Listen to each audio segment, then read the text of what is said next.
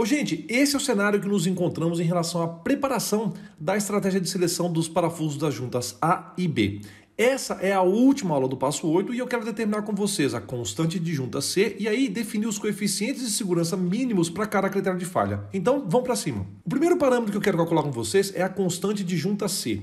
Esse é um parâmetro de projeto dos mais importantes, porque ele é calculado em função das rigidezes axiais, tanto do parafuso quanto das superfícies. Daí, se vocês se lembrarem bem, durante as aulas de elementos de máquinas 1, eu só por simplificação me referia às superfícies, como sendo chapas. A constante de junta C vai indicar qual que é a porcentagem da força externa resultante no parafuso mais solicitado que vai ser absorvida pelo parafuso. E uma vez conhecida essa parcela da força que é absorvida pelo parafuso, por exclusão, a gente constata que o restante dessa força resultante é absorvido pelas chapas. E eu não sei se vocês se lembram, mas quando eu expliquei isso para vocês, eu acabei usando uma analogia ao supor que os parafusos e as superfícies acabam formando uma sociedade. E aí, na montagem dessa sociedade, cada parceiro contribui para a junta com a sua respectiva rigidez axial. Bom demais. Daí, quando em operação, surge uma força externa na junta que seria o equivalente ao lucro da empresa. E aí, turma, vai ser essa constante de junta C que vai determinar quanto desse, entre aspas, lucro vai ser absorvido pelos parafusos e quanto do lucro é absorvido pelas superfícies. E aí vem a pergunta, como calcular a constante de junta C? E é muito simples, porque pensa aqui comigo, por favor. Os parafusos e as chapas não são uma sociedade? E a sociedade é formada quando? Na montagem da junta parafusada. Então, qual que é o capital, digamos assim, que o parafuso contribui na montagem dessa empresa? É a sua habilidade de resistir aos esforços. E isso vai ser determinado pela rigidez axial KP, que é a rigidez axial do parafuso. E aí, vocês me perguntam, o que acontece com as chapas? Exatamente a mesma coisa. A pergunta é, qual que é o capital de contribuição que as chapas dão na montagem dessa suposta empresa? É a sua habilidade de resistir aos esforços, que é contabilizado por um parâmetro chamado KC, que indica a rigidez axial das chapas. Então vem a pergunta final, como é que eu calculo a constante de junta C que vai permear a divisão da força externa resultante? É só usar essa fórmula aqui. E como de costume, eu deixo a legenda das variáveis que foram utilizadas nessa formulação que está aí na tela. E eu não sei se vocês se recordam, mas o cálculo da rigidez axial do parafuso vai depender do tipo de parafuso que você escolher. No projeto do primeiro semestre de 2021, eu não vou fazer qualquer tipo de restrição quanto ao uso do parafuso que vocês podem adotar. Então, eu recomendo que na junta A, ao invés de vocês calcularem, que vocês selecionem o olhar de içamento através de um catálogo de algum fabricante. E eu dou essa recomendação porque nas nossas opções de cálculo que estão disponíveis aí na tela para vocês, não temos um modelo específico para olhar de içamento. Mas é claro que vocês poderiam aproximar o comportamento do olhar de içamento através de algum desses 3 modelos disponíveis. Só que eu vou selecionar o olhar através de um catálogo de um fabricante mesmo porque eu quero treinar com vocês esse processo de seleção. Já em relação à junta B, vocês podem usar qualquer um dos modelos dos parafusos que tem nesse slide. Escolham o tipo de parafuso que vocês julgarem melhor, ou seja, que melhor se adequa ao redutor de vocês. Basta que vocês usem o modelo escolhido e depois que vocês selecionem esse mesmo tipo de parafuso no seu redutor. Eu digo isso porque, igualmente ao olhar, eu vou pedir que vocês selecionem algum fornecedor para os parafusos da junta B. E aí, turma, aquelas pessoas que tiverem o desejo de ir além, e projetarem as outras juntas, vocês devem exercitar outros modelos de cálculo.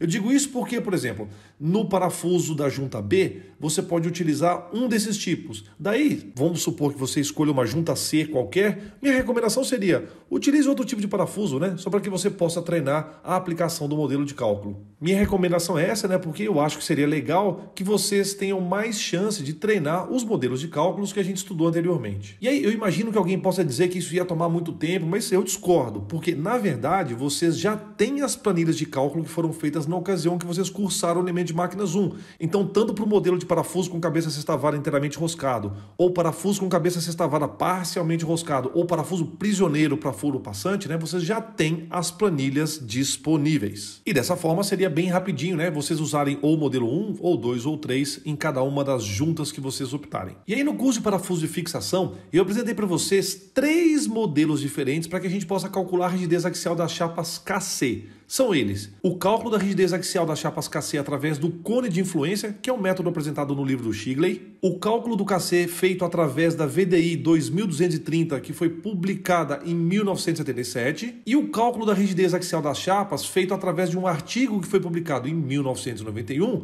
no qual 3 autores usaram o método dos elementos finitos para calcular o KC. E esse respectivo artigo está listado aí na legenda. Turma, no projeto do primeiro semestre de 2021, eu tampouco farei qualquer restrição em relação ao tipo de modelo de cálculo de KC que vocês vão utilizar para as superfícies. Então sigam, por favor, o mesmo critério. Deixe claro no memorial de cálculo qual foi o modelo que você escolheu para calcular o KC e o KP. E claro, por favor, deixe especificado quais foram os parâmetros utilizados em ambos os modelos. E, gente, como eu sempre recomendo, estudantes que estiverem fazendo um projeto em semestres seguintes, por favor, fiquem de olho no edital do projeto e nas instruções dos seus professores, porque, eventualmente, vocês podem ter recomendações específicas para o cálculo da rigidez axial, tanto de parafusos quanto de chapas. E aí, nos próximos 3 slides, eu vou rapidamente mostrar quais são as fórmulas disponíveis para o cálculo do KC de cada um desses modelos aí. Olha só, esse é o primeiro dos 3 slides onde eu apresento os modelos para estimar o KC através do método do cone de influência. Nesse slide, eu apresento as fórmulas e as respectivas legendas das variáveis que foram utilizadas para calcular o KC. Gente, nesse modelo de cálculo nós precisamos usar 2 parâmetros dimensionais que são tabelados. Então me deem um segundinho, por favor, que já eu mostro para vocês as tabelas de onde nós vamos tirar tanto o DK quanto o DB. Agora, nesse segundo slide aqui, eu mostro para você as fórmulas e as respectivas legendas das variáveis,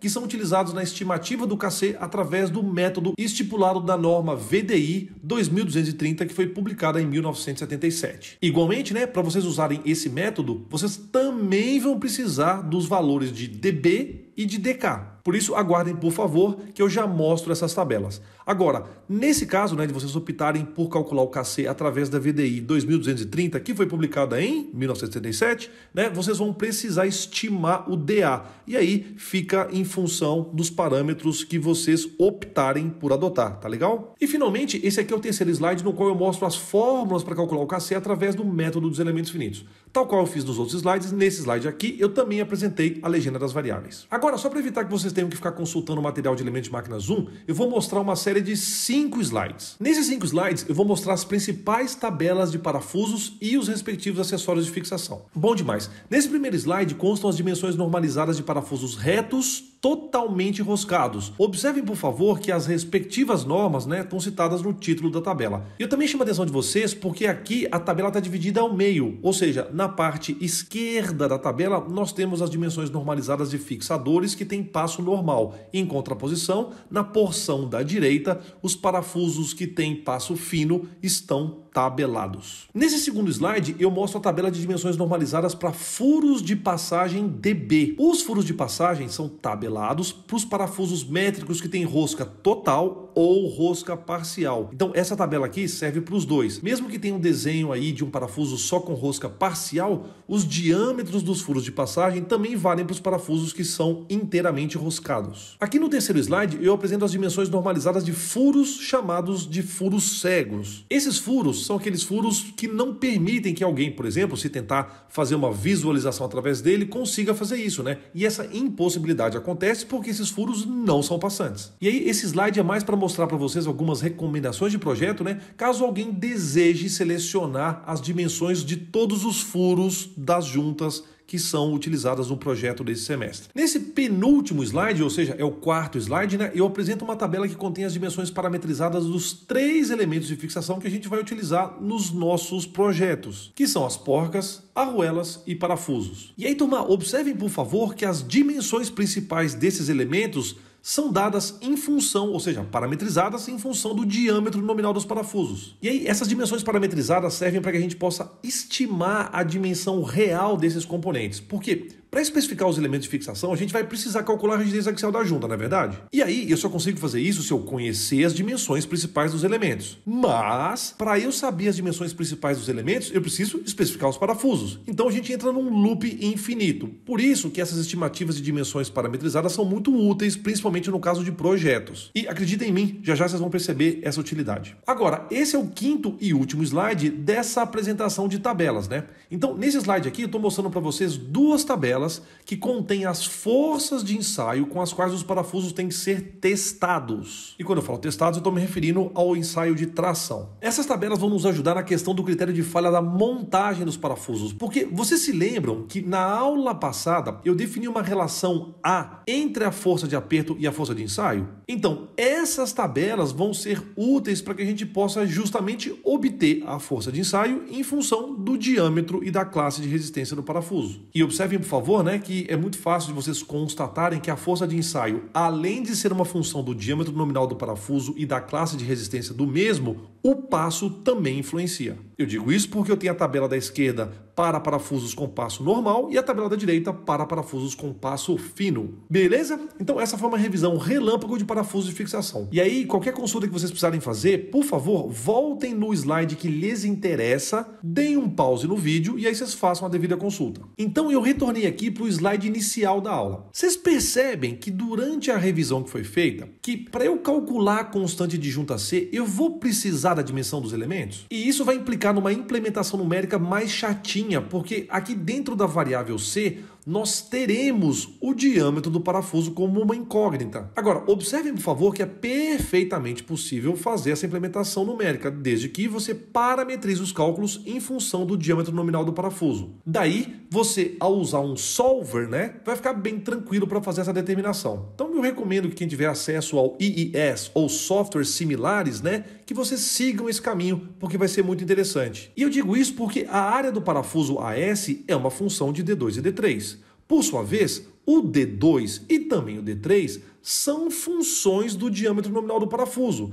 Então, se vocês definissem os coeficientes de segurança mínimos, vocês teriam 4 inequações com apenas uma incógnita, que seria o diâmetro nominal do parafuso. E aí vocês precisariam recorrer às normas para entender qual é a porcentagem do D que equivale ao D2 e, igualmente, vocês precisariam determinar qual é a porcentagem do D que equivale ao D3. Ou seja, vocês teriam aí 4 inequações com apenas uma incógnita. Então, ao resolver todas as inequações, a resposta final seria que o diâmetro deveria ser maior ou igual a um determinado valor. Portanto, a sua seleção do diâmetro nominal do parafuso deveria ser o primeiro valor tabelado que atendesse a todas as inequações. Então, é um caminho interessante a ser seguido, eu recomendo. Entretanto, como eu sei que nem todos têm acesso a um solver, eu vou cambiar a minha estratégia de projeto. E eu tomei essa decisão só para facilitar a implementação numérica de vocês, tá? Então, olha só o que eu vou fazer. Como a constante de junta C depende do Kp, e por sua vez o Kp depende da área do parafuso, a implementação numérica desse tipo de estratégia levaria um pouco mais de tempo.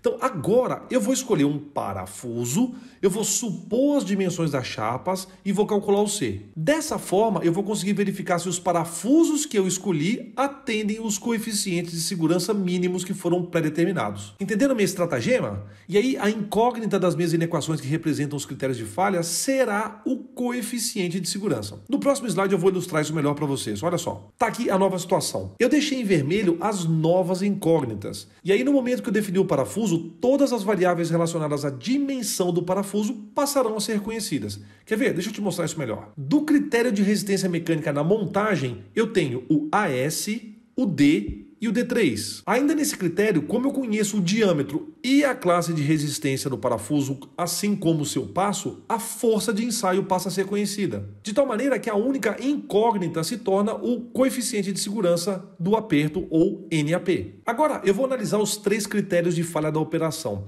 Na verdade, turma, os 3 têm a mesma formatação. Então eu vou escolher aleatoriamente um, mas basta que você verifique que nos outros 2 o esquema é exatamente o mesmo. Então, por exemplo, vou pegar o critério da estanqueidade. Com as dimensões das superfícies envolvidas, que eu vou obviamente adotar, e também conhecendo o parafuso, eu calculo o Kc, o Kp, então eu conheço a constante de junta C. Uai, como eu conheço os parafusos, eu sei determinar a área da seção resistiva deles. Então, a única incógnita desse critério passa a ser o coeficiente de segurança. Tá vendo? Eu fiz a mesma coisa, Marquei o que eu tenho, o que eu não tenho nos outros 2 critérios e é exatamente essa minha constatação. Ou seja, nessa minha nova estratagema, os coeficientes de segurança dos 4 critérios passam a ser as verdadeiras incógnitas das minhas inequações. Então vamos finalizar esses cálculos aí de uma vez. Conforme eu comentei com vocês, eu vou precisar fazer algumas adoções de alguns parâmetros dimensionais das superfícies.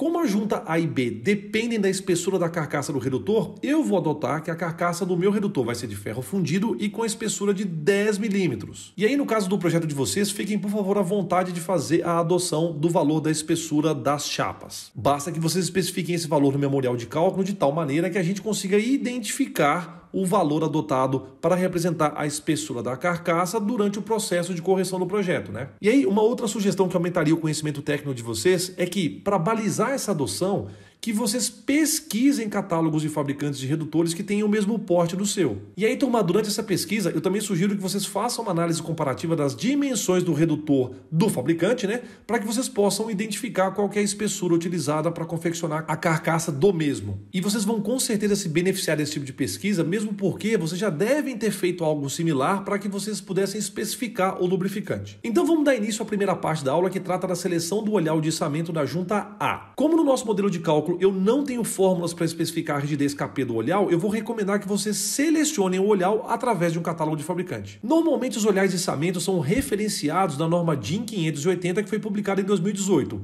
E, como sempre, né, eu faço a verificação e essa é a versão atual dessa norma. Agora, esse tipo de olhar também tem normas da ISO que tratam do seu uso. A ISO 3266, publicada em 2010, especifica as características gerais, o desempenho e também as dimensões críticas para esse tipo de componente que é muito utilizado em içamento de cargas. E aí, turma, essa versão da norma ISO, né, foi revisada e confirmada em 2021. Dessa forma, essa é a versão mais recente e atual da norma ISO 3266, que foi inicialmente, né, publicada em 2010. Então, cada estudante vai ter total liberdade para procurar um catálogo de fabricante e vocês podem referenciar no catálogo a especificação do olhar de içamento da junta A. A única restrição é que o catálogo que vocês escolherem delimite e especifique claramente qual que é a carga de trabalho do olhar. E aí, turma, eu vou mostrar para vocês um site americano bem legal, onde você consegue escolher e comprar diversos componentes mecânicos. E quem me apresentou esse catálogo, né, foi aquele meu amigo Leandro, que é dono da Hardline Machine Works. E como ele mora nos Estados Unidos, né, ele quase sempre usa esse site para especificar e comprar os apetrechos que ele precisa.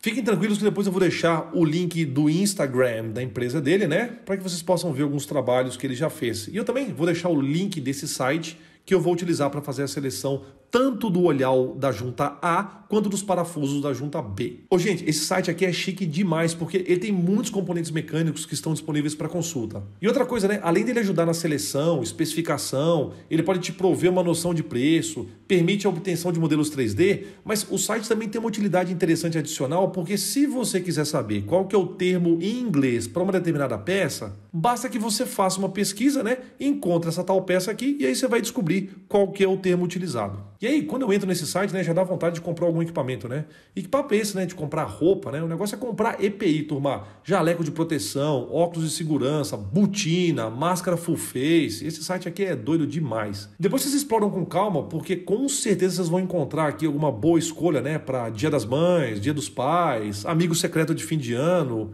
Altamente recomendado, gente. Vai por mim. Agora, aqui no menu da esquerda, vocês vão encontrar as diversas categorias de equipamentos e componentes que o site oferece. Eu vou selecionar a opção Fastening and Joining, que são dois termos que em inglês seriam utilizados para descrever fixadores e componentes de união, ou também fixadores e juntas, mesma coisa. E novamente, né, provavelmente como ele deve ser a categoria mais procurada, é por isso que essa categoria já está aqui na página central inicial do site, tá? Mas só por razões óbvias aqui, eu vou clicar Fastening and Joining e ele deixa selecionado para mim só esses dispositivos aí. Daí, através dos ícones, vocês podem selecionar o componente do seu interesse. No meu caso, para a junta A, eu pretendo selecionar um eye bolt, que é o termo usado para descrever um parafuso em forma de um olho, que em português a gente chama de olhal. Então eu vou clicar aqui neste ícone. E aí, turma, como era de se esperar, existem diversas opções de olhares, inclusive de olhares que não servem para içamento de carga. Então cabe a vocês determinarem qual olhar vocês pretendem utilizar na tampa superior da carcaça do redutor. Eu vou escolher a primeira opção de olhar,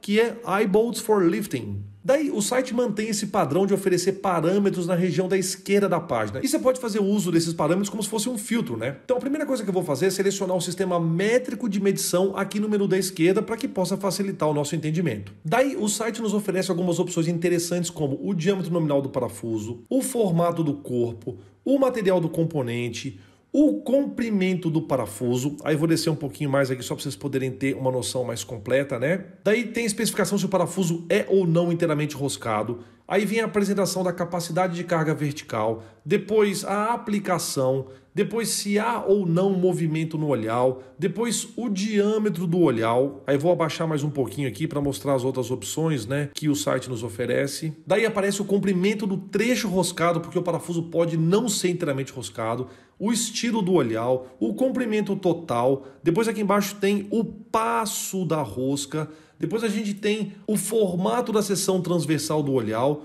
o tipo de acabamento, quais normas e especificações são atendidas, e aí tem um detalhe específico sobre a aquisição de material, se essa aquisição de material for feita pelas Forças de Defesa dos Estados Unidos. Então é literalmente um formato padrão de um site convencional de compras. E aí, turma, uma dessas opções de filtro que eu vou utilizar, que é um parâmetro operacional importante demais, é a capacidade de carga vertical. Infelizmente, mesmo que eu tenha selecionado o sistema métrico de unidades, o site segue me mostrando informações do sistema americano. Então, por causa disso, né, eu posso afirmar que faltou galhardia das pessoas que desenvolveram esse site. Mas isso não é nada que vai impedir que as engenheiras e os engenheiros possam especificar o olhar de içamento da junta A. Afinal, o público que assiste o canal AFD é distinto e gabaritado para ultrapassar essas pequenas barreiras impostas. Então, turma, a massa a ser içada no nosso caso é menor que 10 mil libras, né? Porque 10 mil libras seria algo em torno de 4.500 quilogramas. Por isso eu vou acionar esse filtro aí. Olha só, clico aqui, menos de 10 mil libras. Agora, o site me oferece as opções que respeitam, obviamente, esse filtro que eu escolhi. E aí vocês vão observar que a diferença ficou entre os diâmetros disponíveis, né, e quais são os materiais disponíveis para esse olhar. E eu peço a gentileza de vocês observarem que nas características listadas na parte central da página, vocês vão encontrar a capacidade de carga vertical estática desses olhares. Então, no meu caso, eu preciso elevar uma massa de 82 kg. Então, ao converter esse valor para libras, nós estaríamos falando de uma massa equivalente a 181 libras. E aí, com a filtragem que eu fiz, o site me oferece 5 opções de materiais, né? Aço, aço zincado, aço galvanizado, né? E nós temos 2 aços inoxidáveis. Daí, eu analiso com um pouco mais de calma e eu vou notar que nem todas essas opções atendem a DIN 580. O que eu faço? Venho aqui nos meus filtros, né, em relação às normas, e seleciono que eu gostaria de verificar, ou seja, de visualizar somente especificações, ou seja, produtos que atendessem a essa norma DIN. Então é o que eu vou fazer, vou clicar aqui e minhas opções serão restritas para apenas 3 tipos de materiais, que são os aços zincados e os 2 aços inoxidáveis. E aí, turma, fica claro que eu poderia escolher qualquer dessas opções mostradas na tela, com exceção do olhar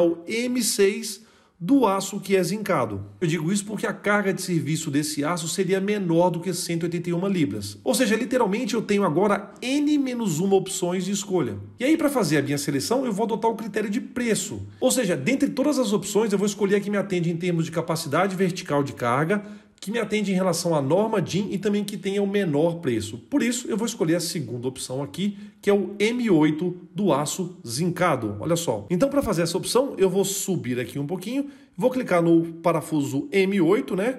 E aí eu tenho 3 situações distintas. E aí fica muito fácil de eu escolher. Eu vou escolher a mais barata, que é essa daqui, ó. Agora, caso tivesse escolhido algum outro componente que te oferecesse mais opções, pode ser que você teria que determinar o comprimento do parafuso, qual que é o material, o diâmetro do olhar e assim por diante, tá? E nessas situações, a minha recomendação seria que vocês adotassem esses parâmetros. Agora, vocês vão adotar o parâmetro desde que vocês o façam de maneira adequada, ou seja, que tenha algum sentido físico. E aí, antes que você me pergunte o que é especificar de maneira adequada, eu já vou dar um exemplo para vocês. Imaginem, por exemplo, no meu caso, que a espessura da carcaça é de 10 milímetros. E aí, se tivesse a opção, você não iria escolher um comprimento roscado de 2 milímetros ou, sei lá, um comprimento roscado de 100 milímetros, né? Tem que manter a coerência dimensional e física com o nosso projeto. Então eu vou escolher um olhar de içamento DIN 580 M8 com capacidade de carga de 136 kg que tem um comprimento roscado de 13 milímetros. E aí, turma, notem, por favor, que eu fiz a comparação de preço, né? Mas como eu estou consultando um site americano, não faz sentido nenhum eu importar esses parafusos. Porque com a cotação